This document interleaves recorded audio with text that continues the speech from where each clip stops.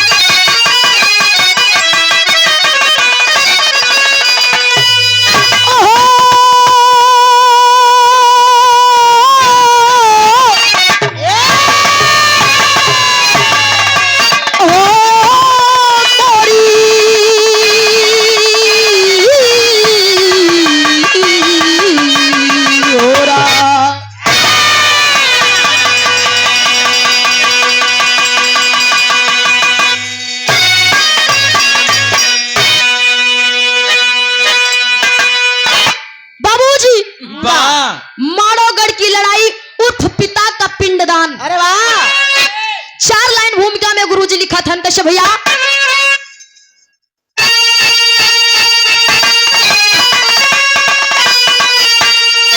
तो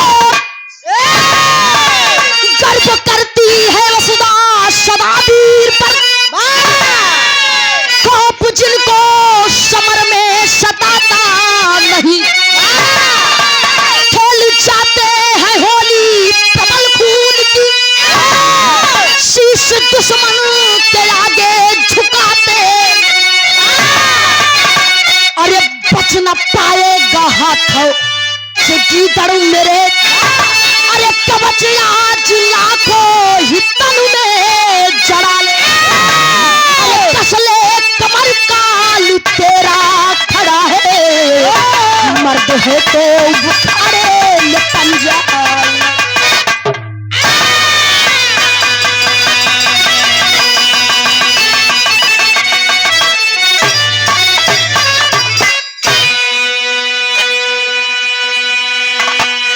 बाबूजी गर्व करती है वसुधा सदा वीर पर, खौफ जिनको समर में सताता नहीं, खेल जाते हैं होली प्रबल खून की, शीश दुश्मन के आगे झुकाते नहीं।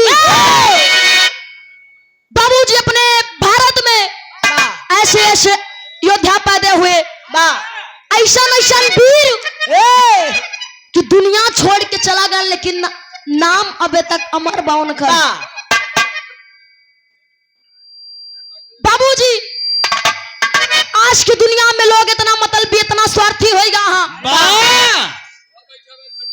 अगर मतलब बा तो रिश्ता रखा था काका, आप लोग ध्यान दें हैं, मतलब बा तो रिश्ता रखा था, मतलब खत्म हो जात बत रिश्ता तोड़ देते, फिर आपन कितनो खास रिश्ता काहे नहीं, चाहे बाप बेटवा के होए, हाँ चाहे जेकर रिश्ता देखा रिश्ता गिनाव लगब तो बड़ा टाइम लग जाए। अरे वाह, आप लोग समझदार है, बुद्धिजीवी है। बाबूजी बहन बेटवा कि आप लोग जन्म दे के पढ़ाई लिखाई के बड़ा कह के शादी ब्याह कह के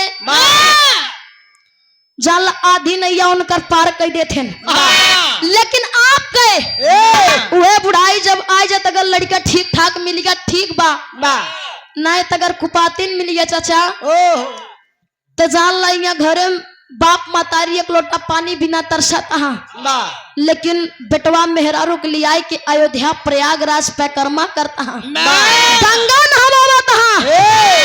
तो बाबूजी ऐसा भक्ति के कोनो मतलब नहीं बा। हाँ कहा जाता कि माई बाप 4 लड़का के खिया पिया देते, हाँ लेकिन वह 4 लड़के जब जवान हो जाते तो 2 माई बाप के 2 टाइम के खाना नहीं दे पाते।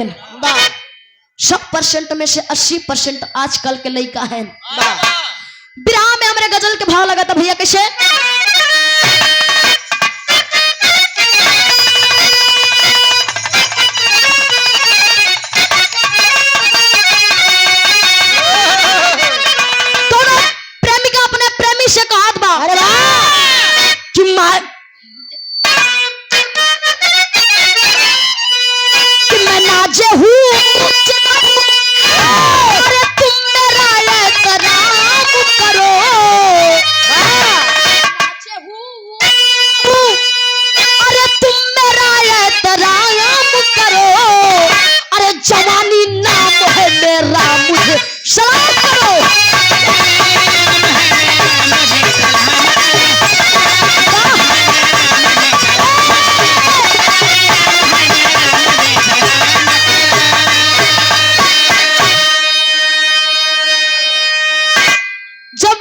इतनी बात के तब प्रेमियों जवाब दे कहे का भैया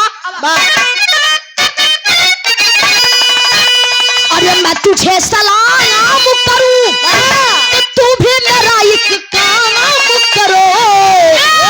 मैं तुझे सलाम करूं तो तू भी मेरा एक काम करो। तो अपनी मस्त जवानी हमारे नाम करो।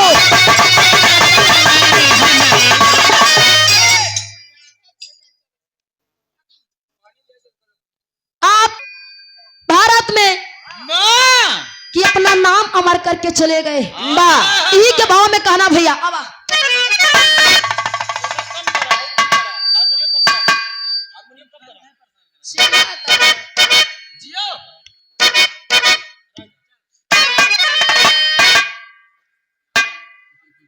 के भाव में कहना भैया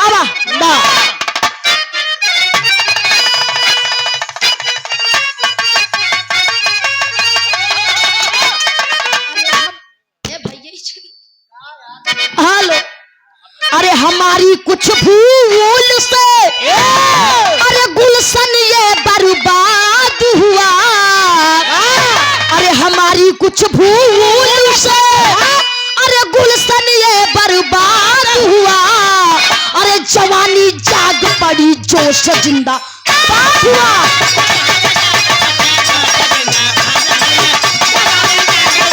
जिया भाभी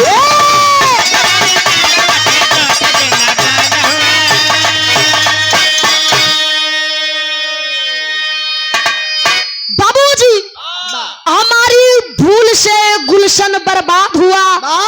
जवानी जाग पड़ी जोश जिंदाबाद हुआ। अरे वाह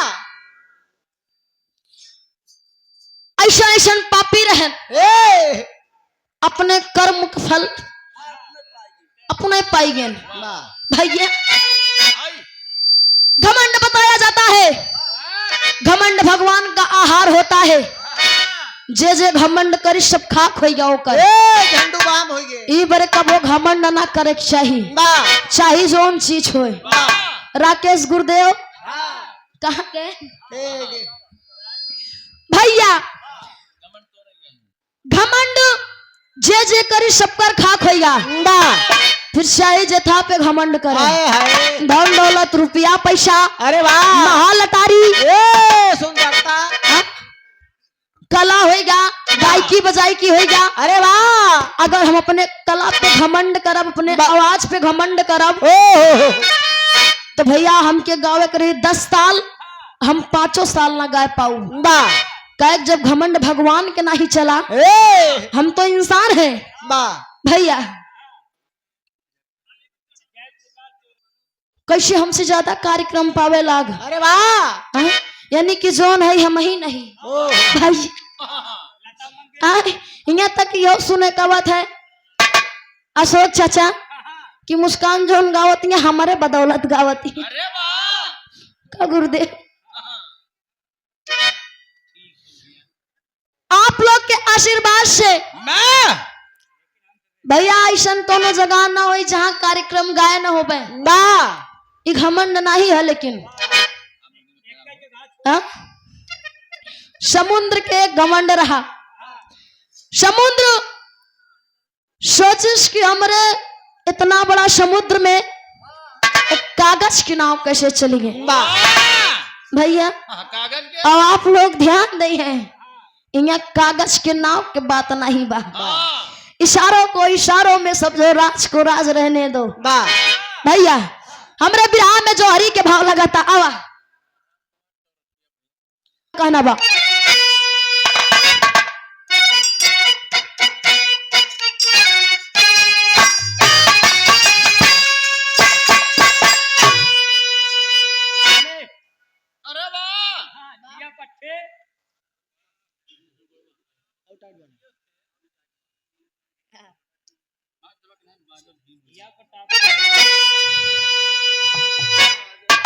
जब तक भाव ना बनावा तब भी रस कैसे। अरे वाह भैया हर चीज गावे बदे भाव बनावे पड़ा था काना बा अब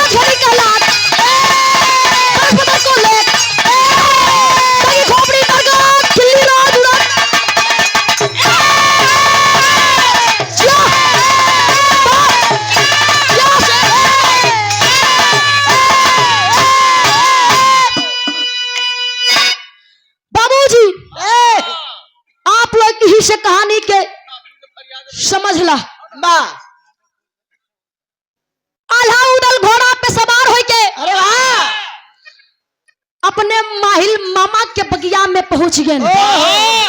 माहिल मामा के बगिया में जब घोड़ा लेके पहुंच गए तो माहिल के बेटवा बाबूजी माहिल के बेटवा भाई जाय के उदल के रोकत बाकी उदल हमरे बगिया में का करे आया हा इज्जत के साथ ही अपन घोड़ा निकाल लाई जा। बाबूजी इतने बहादुर थे उदल केहू के बात बर्दाश्त नहीं करते रहे।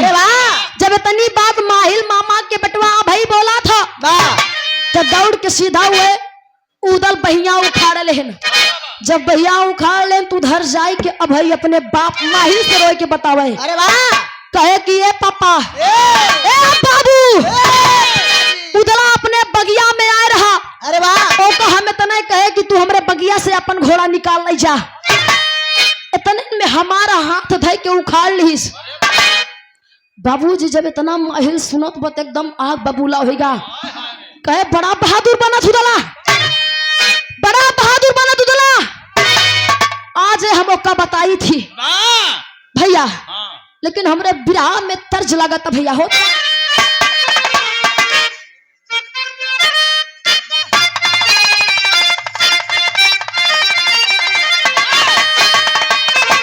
पिया मोरे कुंवरा कन्हैया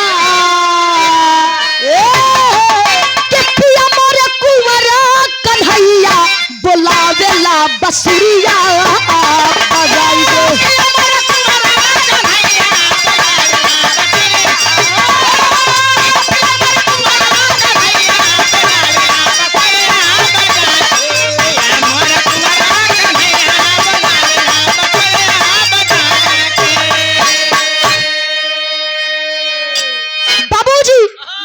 इधर माहिल पहुंच गया महोबा देवला मतारी के पास पहुंच गया जाके कहे देवला अगर तार बेटो बड़ा बहादुर बना था तो जाए के पहले अपने बाप के बदला ले जोन कर गया एकरे बाप के मुड़ी काट के बबुल के पेड़ में टंगवाए दीस बरगद के पेड़ में टंगवा दीस। अगर ज्यादा बहादुर बन थे तो कही तो जाए कि पहले बदला ले महोबा का सारा धन दौलत पैसा ले लिया हाथी घोड़ा पारस पत्थर सब हथियार ले जा कही तो जाए कि पहले उस सब अपन छुड़ाई ले तो बाद में हमारे बेटवा के हाथ उखड़ी है हमारे बेटवा अकेले बगिया में पाई के बाँ उखाड़ लेन। इधर उदल सारी बतिया के सुनत रहन। माहिल मामा आग लगाई के चला गा। जब इधर माहिल मामा आग लगाई के चला गा उदल जाए के अपने मतारी से रोई के कहे कि माहिल मामा का कह के गवा हमरे पिताजी के क्या मारी सी उनकर मृत्यु कैसे भा महोबा के जोन बताई गो पारस पत्थर हाथी घोड़ा के लेगा। बाबूजी उदल रोवत बा पूछत बा लेकिन देवला मतारी कुछ बतावत नहीं। तब जीत दिया जाता है उदल कहे माई आज तो के बतावे के पड़ी। तब कहे भैया कैसे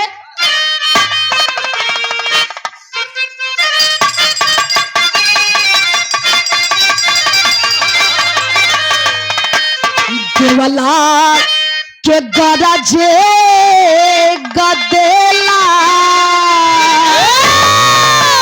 अरे देवला के गरजे गदेला बघेला जिद्दी आई गई ले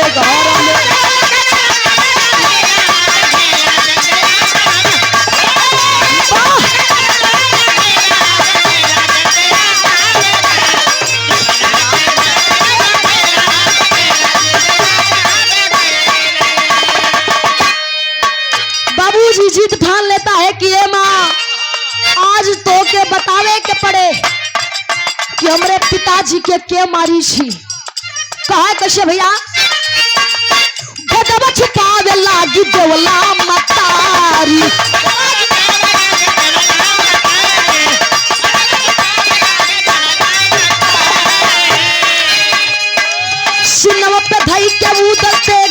कटारी होते गवार कटारी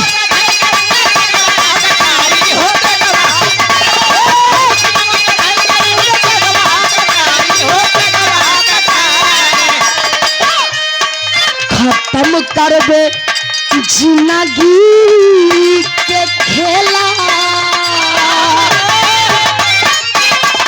खत्म करबे जिंदगी के खेला का खेला जिद्दी आई गई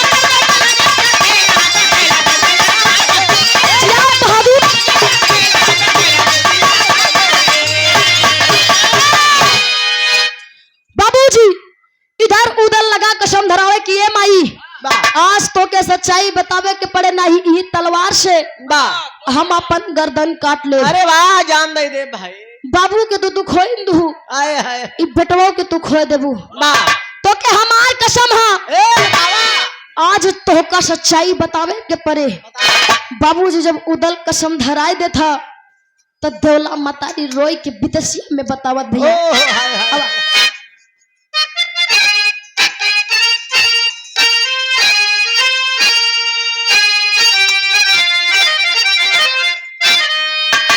एक कबेर करियाई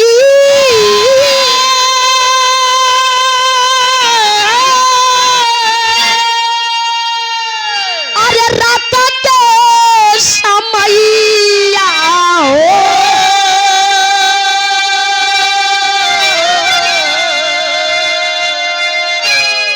घेरा दशा पुरावा को पापी बेईमाना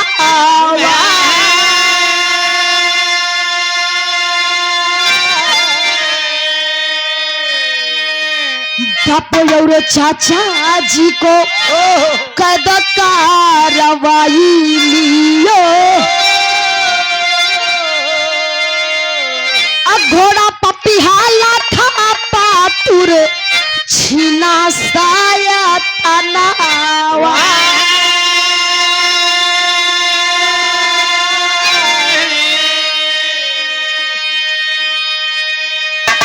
हरी नावो लखा पारा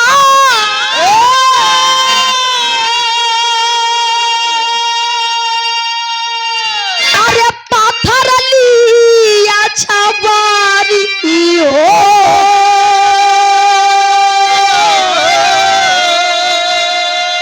अघरवा को लूट लिया अन्न धन खा जाना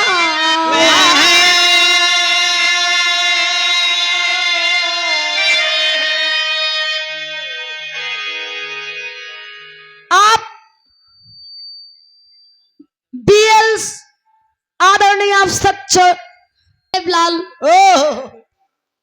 ए हमार बेटवा उधर जब तू छोट के रहा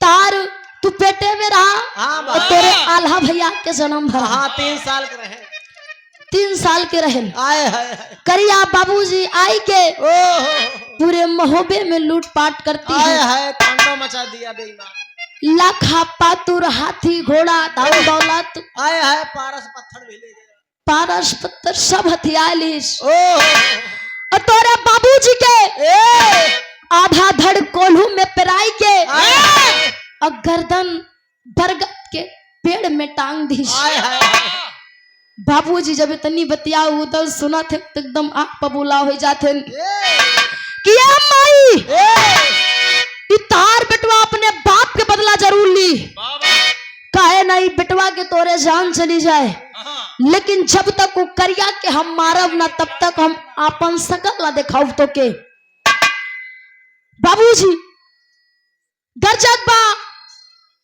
और कहे बिना करिया के मारे हम लौटब ना आगे होत का भैया हमरे बिरहा में तर्ज लगता आवा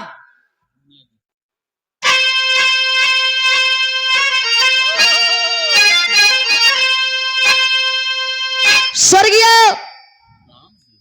गुरुजी रामदेव के बड़ा बढ़िया तर्ज है। अरे वाह आजकल के गवैया अगर गाय दी है काका तो जान करेजा बाहर निकली है। अरे वाह तू कैसे गावत देखा हम उस बने ना वाह लेकिन कोशिश हमेशा करे के चाहिए। अरे वाह का बड़ा बढ़िया लहाई के गाँव कैसे भैया।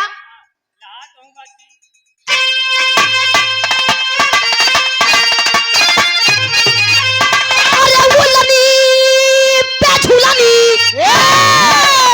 अरे उलनी पे झूलनी, अरे जहाजिया उड़ादा हमारी पाओ जे बड़ा जहीरा जड़ादा हमारी पाओ।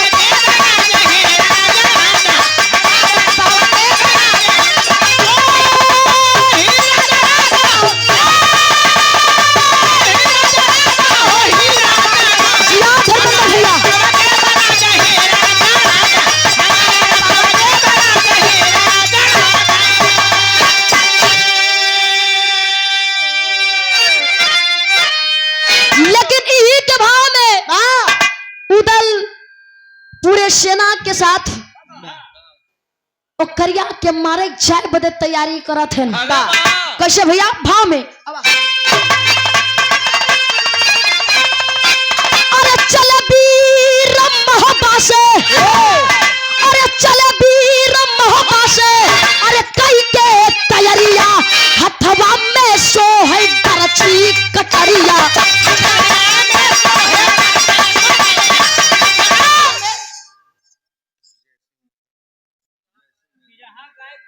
बाबूजी बोला बच्चा इधर एकदम चले के तैयारी कर देन। वाह पूरा हथियार तैयार हो गया, बरसी भाला तलवार धार लाग गए। एकदम बढ़िया ओहो सेना सजाए के निकला थे।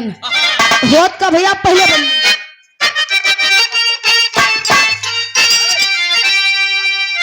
समय बड़ा कम बा। अरे आल्हा या उदा के अरे साथे बाली बनमा देवला मतारी के डलवा बसलवा देवला।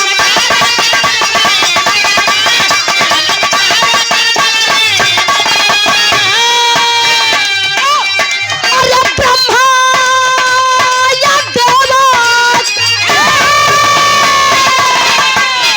ब्रह्मा या देवा के खुनवा सबरिया हथवा में सोहे बरछी कतरिया।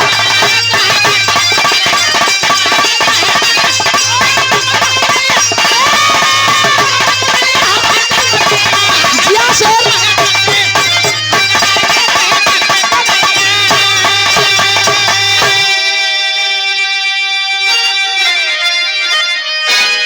बाबूजी इधर पूरा सेना सजाई के आला या उदल संग सैयद बलिबनवा वाह और देवला मतारी के डलवा बसंगवा। वाह इधर आला उदल सैयद सब तैयार हो गए। अरे वाह लेकिन देखा इधर देवला मतारी के मन नहीं मानत बा। देवला मतारी कहे लाल हमहू चलब। अरे वाह काहे कि हम हिया रह के जी ना पाऊ तोरे बिना, जोन होई हम अपने आँखी से देखे चाहत हई। साथे में डोला मतारी के भी डोला तैयार होता, लेकिन अगले बन में होता भैया।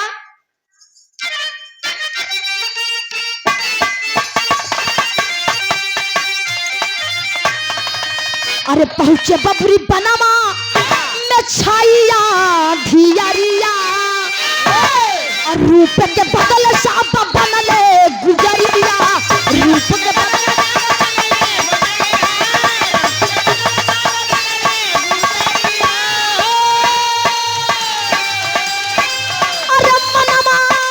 सोचे बही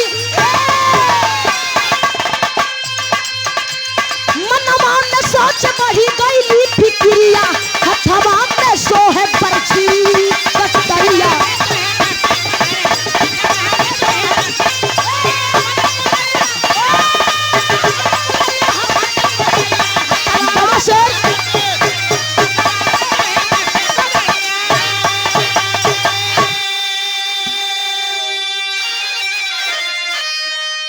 बाबूजी पहुंचे बबरी बनवा में छाई अधियरिया, और रूप के बदले सब बनले गुजरिया। बाबूजी पूरी सेना लेकर बबरी बन पहुंचते हैं। पहुंचे पहुंचे अधियार हो जाता। बबरी बन में आला उदल के छोड़ बकिया सब मेहरारू बन गए, ताकि मानवगढ़ में केहू उनका पहचान ना पावे। भैया इधर साधु के रूप दोनों जने बनाई के जब मानवगढ़ में घुसा थे सरंगी गुदरिया पल्लई के बजावत गावत तो भैया होत का बिरहा में धुन लगा था।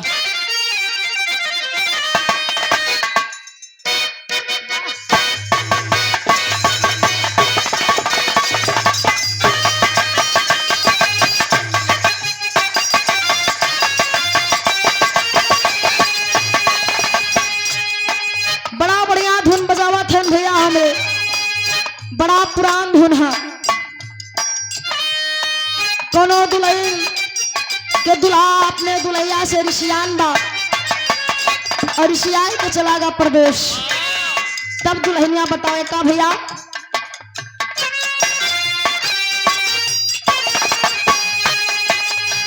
फेंक दियल थारिया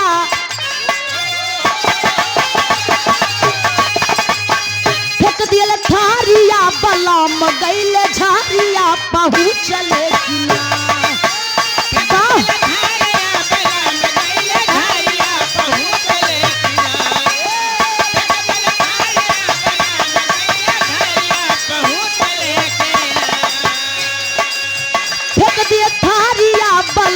गईले झारिया पहुँचले किना उठे ही में लहरिया पहुँचले किना उठे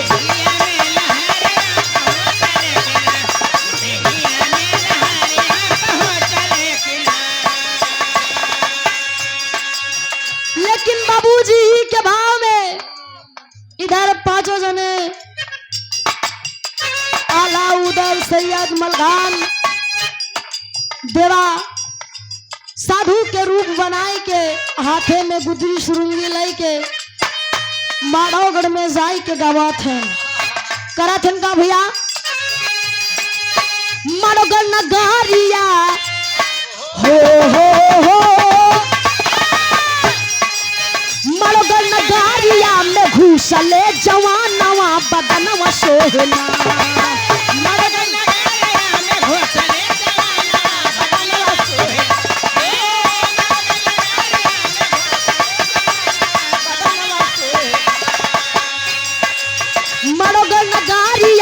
घुसले जवानवा बदनवा सोहेना जोगी वाला हो बसानवा बदनवा सोहेना जोगी वाला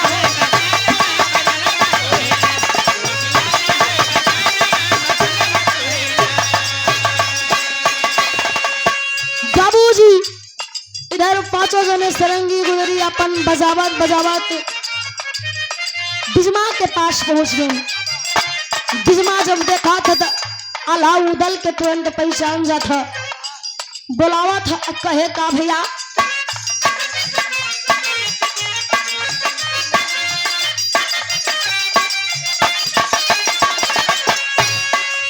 हर नौलखाला के दिहली बिजमा रानी उदल की सुरातिया को गई पहचानी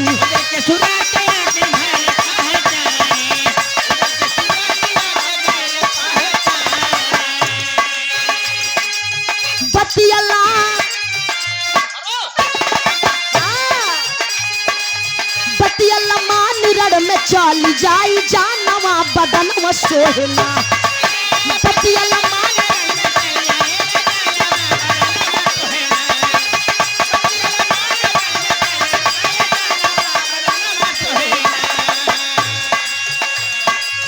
बतियल मान रण में चली जाई जानवा बदनवा सोहना जोगी वाला हो बसानवा बदनवा सोहना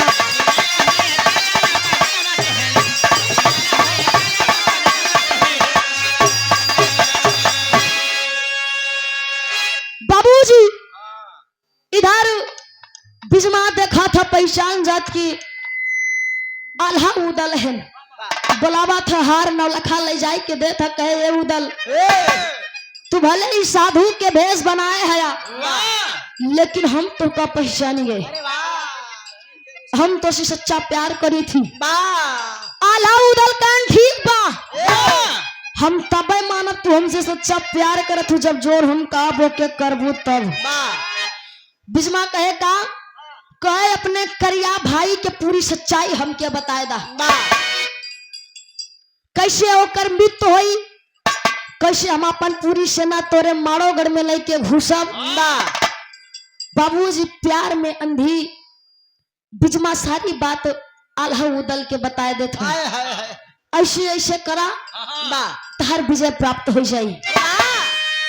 इधर इतना समझाए के बाद कहे, लेकिन एक बार हम तो सी हाथ जोड़ के कहा था बरे कहा थी हम तो सी सच्चा प्यार करी थी। तू मानोगढ़ छोड़ के तुरंत भाग जा, यहाँ से चला जा। नहीं अगर हमरे करिया भाई के पता चली तो तोके लोग के जान से मार दे। हाथ जोड़ते ही, लेकिन बाबूजी जब इतनी बतिया उदल सुनत हैं तो एकदम आंख बबूला हो जाते हैं कि ये बिजमा यहाँ हम भागे खातिर नहीं आए हूँ, युद्ध करने आया हूँ और तुम्हारे भाई करिया को मार के ही जाऊंगा। यही से हमारे बिरहा में धुन बदला था भैया। कैसे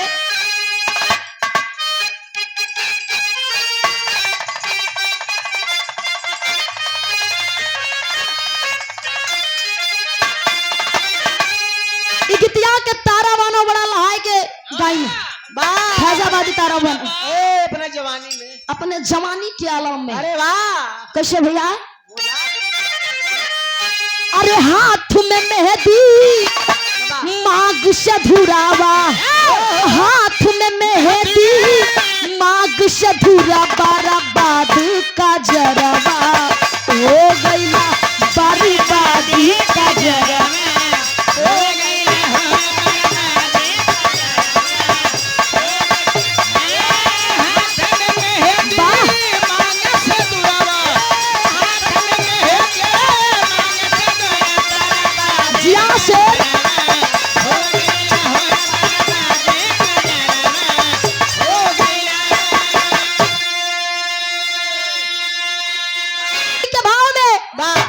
जब इतनी बतिया उदल सुनत हैं तो खिसियाए के बिजमा से कहन का,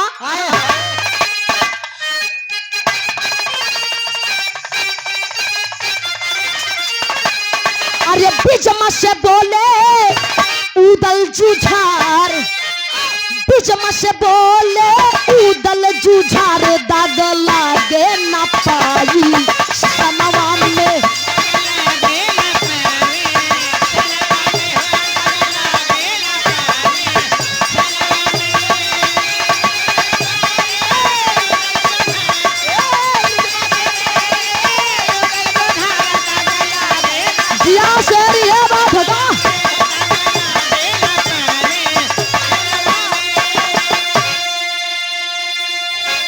अरे बिजमा से बोले उदल जुझार, दाग लागे ना पाई सनवा में।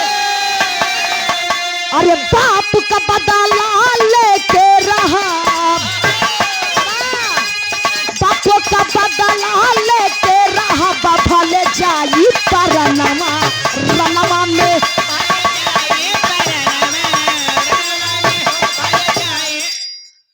आपको डांटने लगा उदल की, ये बिजमा बिना अपने बाप के बदला ले तोरे भाई करिया के मारे हम हवा वापिस न जा। और कहे भैया का,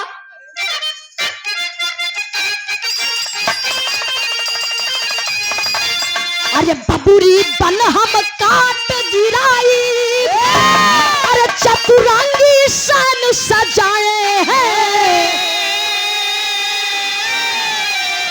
अरे चला है जंगी तेगा उठाए, चला है जंगी तेगा उठाए, बजर लड़कई बजनवा रनवा में।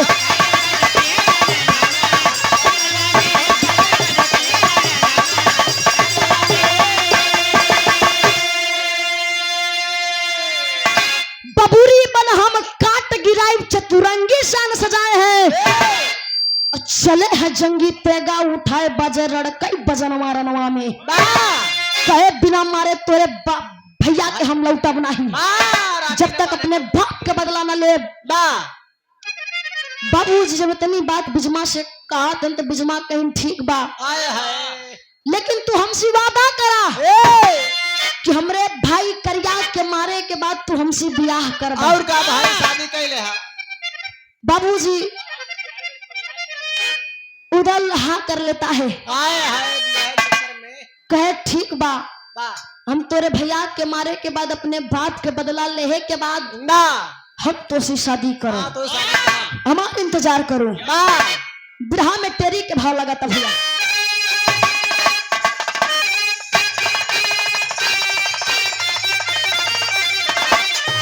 अरे राम करिया को डसने काल आ गया, अरे करिया को डसने काल आ गया, गर्जा वीर बघेला देश राज का लाला यार लाला यार।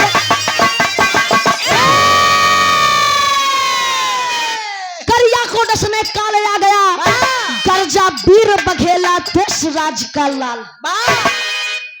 इधर बाबूजी बिजमा से मुलाकात करके रण मैदान में पहुंच गए। अरे वाह युद्ध शुरू होगा। महाकाट चालू। अरे बाप का बदला रण में लूंगा, बाप का बदला रण में लूंगा, उदल ने ललकारा है, सजी है सेना मारो घड़की बजने लगा नकारा है। आया अनुपम बीच समर में, आया अनुपम बीच समर में, करिया का राज दुलारा है, नीच खींच कटारी उदल मारा रणन का किया सफाया है। बाबूजी करिया के बेटवा जेकर नाम बतावा गया अनुपी। इधर जब अपन सेना लेके आला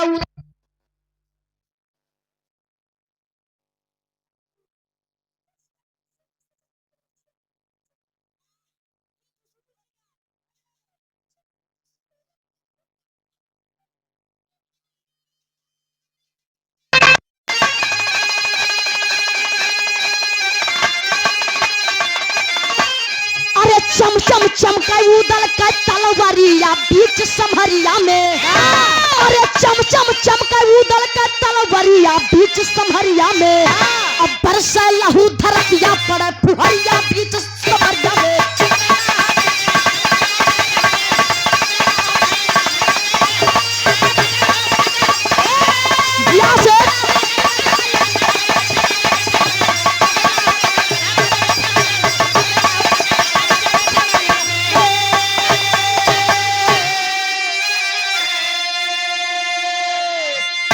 चम चम चमका उदल का तलवरिया बीच समरिया में, अब बरसे लहू धरतिया पड़े फुहरिया बीच समरिया में।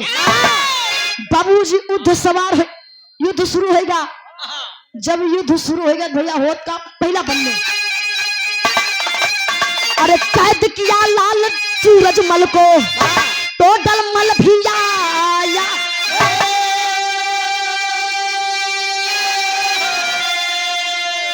मार कटारी उदल रण में, बैरी का किया सफाई।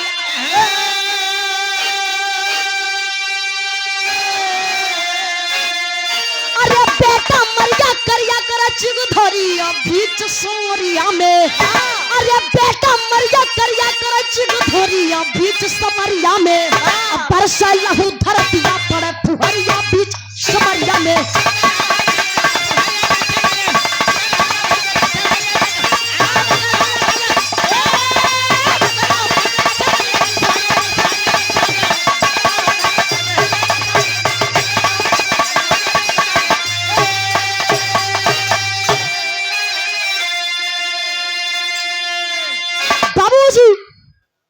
इधर करिया के लड़का के उदल कटारी निकाल के तलवार निकाल के मारथन खच्च से गटई, धड़ से अलग हो जाता। इधर धड़ से अलग हो जाए। जब करिया के पता चला था, करिया आवत रण क्षेत्र में देखा तो अपने अनुपी बेटवा के गोदी में लेके रोवाता, ललकार रहा है क्या कर मतारी इतना दूध पियाईस कि आज हमरे बेटवा के गर्दन काट लीस। कौन है मेरे सामने आओ। अब बाबूजी करिया वही हाथी पे सवार हो के आ रहा, जोन हाथी मोहब्बत से चुराई के लेके आ रहा, उदल के हाथी रही हूँ। वही हाथी पे सवार हो के जब ललकारा थे, भैया होत का यहाँ बुंदेल खड़ी आल्हा लागत है संजू बघेल वाला अब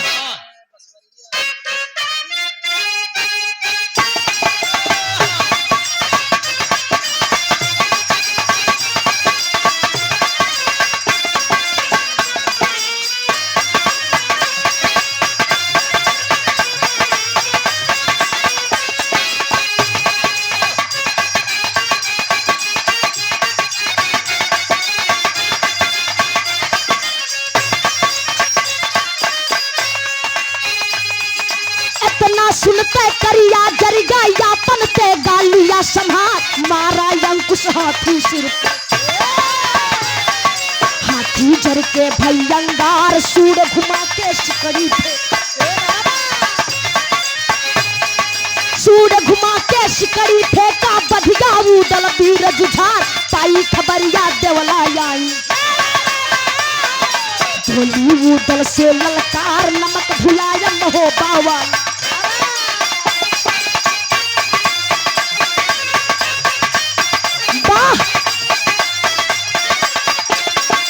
जिया धीरज भैया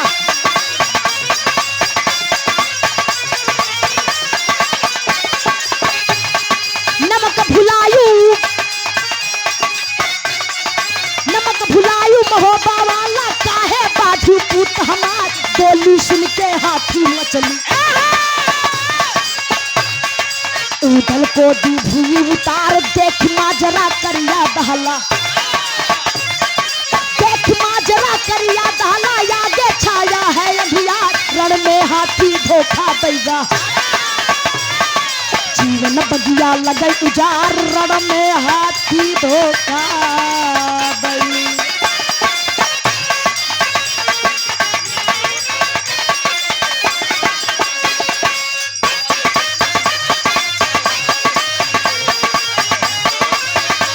जिया धीरज भैया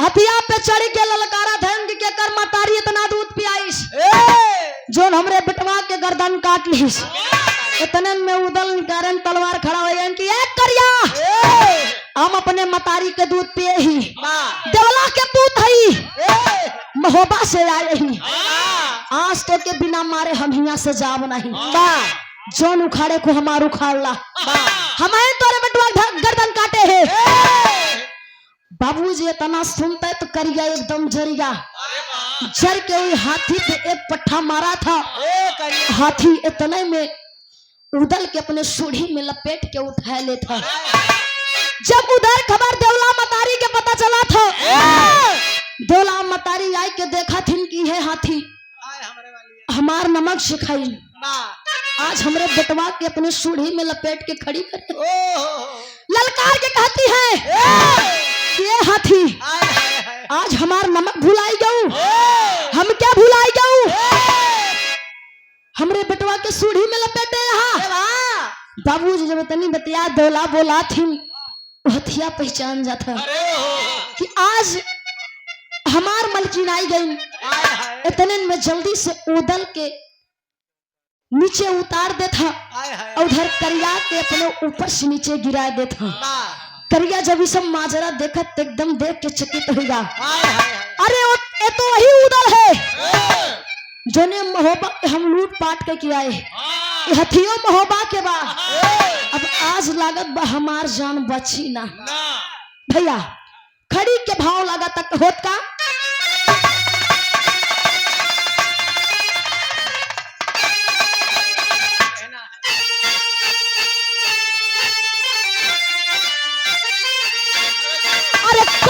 करिया का गर्दन अरे गिराए रण में अरे काट करिया का गर्दन अरे गिराए रण में तो अपने बाबूजी का बदला चुकाए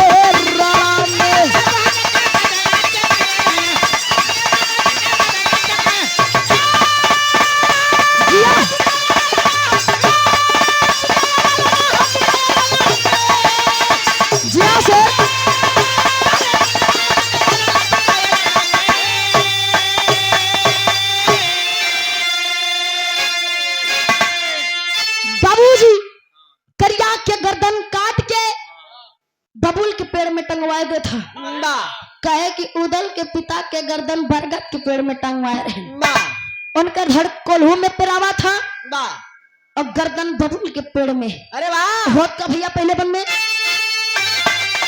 अरे करिया की मूड़ी आई महो बहो न गाया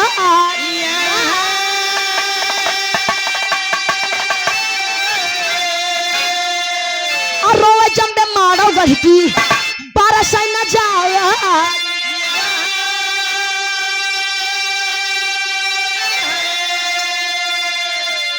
अरे झंडा महोबा करण में अरे उड़ाए रण में। अरे झंडा महोबा का नहर अरे उड़ाए नर में। तो अपने बाबूजी के बदला छू गए। बाबूजी इधर करिया की मूड़ी आई महोबा नगरिया और रोवल जम्बे माड़ोगढ़ की बरसे नजरिया। महोबा उदल उनकर मूड़ी लाई के बबुल के पेड़ में टंगवाए दे। अरे वाह आधा धड़ उनकर कोल्हू में पेरवाए दे। वाह और जितना करिया महोबा के लूट पाट करे रहा हाय सब वापस लाए उदल सब वापिस लाए दे। वापिस लाई के इधर अपने पिताजी के पिंडदान करा था। इधर अपने पिता के पिंडदान करे। लेकिन बाबूजी जोन बिजमा से वादा करे रहन कि तोरे करिया भाई के मारे बाद हम तोसी ब्याह करा। अरे वाह दुल्हन बनाओ। इधर सलमान सोचता है कि अगर उदल से इसका ब्याह हो जाएगा। अगर ये महोबा आई अपने भैया के दुश्मनी जरूर निकाली। कबो अगर खाना में जहरे मिलाए के दे घुसते यही से बाबूजी बिजमा के धोखा से मार देते। बिजमा शराब दीन कि जा हम तो के शराब देत हई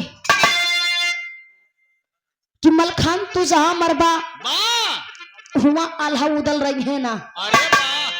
अब बाबूजी सही बात है, जब मलखान के मृत्यु हो तो हुआ आल्हा उदल ही रहते।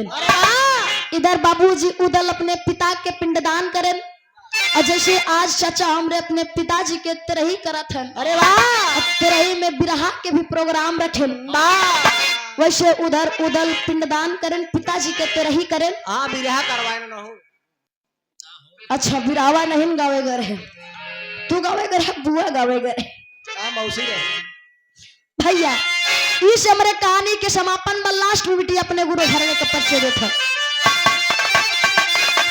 स्वामी गुरु बिहारी रमन ब्रिजलाल जी गया।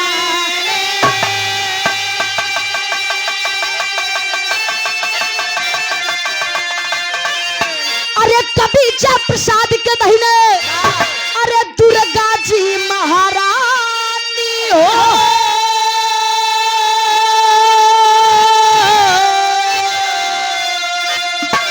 करिया को दसने का लिया गया मुस्कान सूर्य भान का बिरहा किया।